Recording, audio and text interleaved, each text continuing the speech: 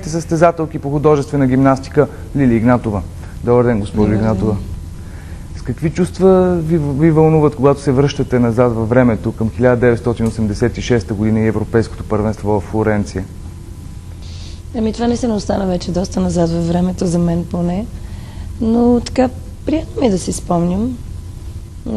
Определено това бяха така много силни емоции за всички нас.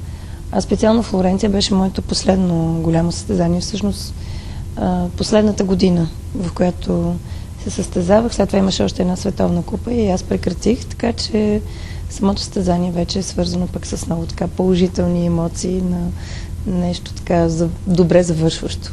Именно по време на шампионата в Флоренция вие сте може би най-опитната състезателка в българския отбор. Чувствахте ли се като лидер на селекцията? Да, определено знаех, че моята роля е да дам стабилния гръб на отбора.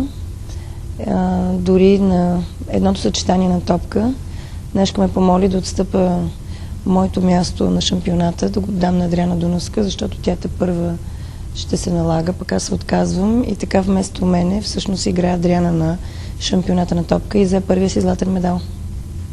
Как се подготви отборът за това първенство? Както всички останали години, много тренировки, много лишения, много нерви, воля и не е по-различно от нито една друга година. Можем ли да кажем, че България и отбора на Съветския съюз са водили битка за това, кой ще бъде на трона в художествената гимнастика? През цялото време. Не само на това европейско първенство. Да, битката продължава и до днес. Кои бяха най-големите съпернички от отбора на Съветския съюз? Тогава основната ни конкурентка беше Галина Белоглазова, за която също беше последна състезателна година. Тя беше доста силна. Също младата Марина Лобач, която 2 години по-късно стана олимпийска шампионка. Така че отбора на Русия не беше никак слаб. И наистина там решаващи се оказаха подготовката и психическата устойчивост. Общо взето съдиите бяха настроени така, че дигаха на всички и който сбърка, отпада от играта. Бихте ли казали няколко думи за съдиите? Художествената гимнастика е известна с това, че той е много специфичен спорт. Там съдийския фактор оказва голямо влияние.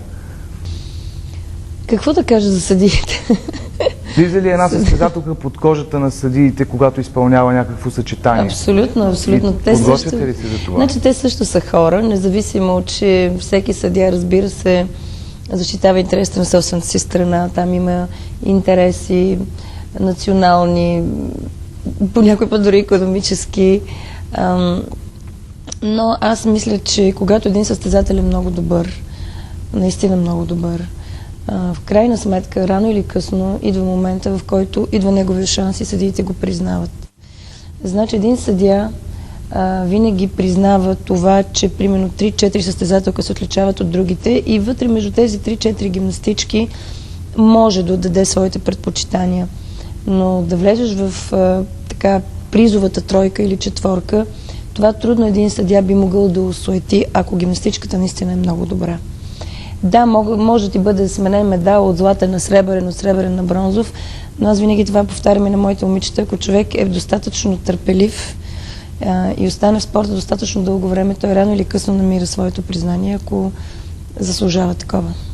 А в Флоренция съдиите добре ли се отнесоха към нашия отбор? Аз пак казвам, тогава решаващи се оказваха наистина грешките в едно съчетание, тъй като конкуренцията беше много силно и оспорвана. Съдиите, за да нямат проблеми, дигаха десятки буквално и на българки, и на рускини. И всяка най-малка грешка всъщност изваждаше една или друга гимнастичка от претенциите за първото място. Зададох ви тези въпроси, защото нещо много любопитно се случва с Адриана Дунавска на топка.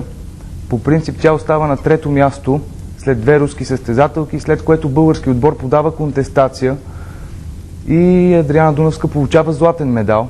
Честно казвам, аз вече нямам точен спомен за всичко, което се случва. Това е нейният първи златен медал. Да, може и така да е било, вече съм забравила.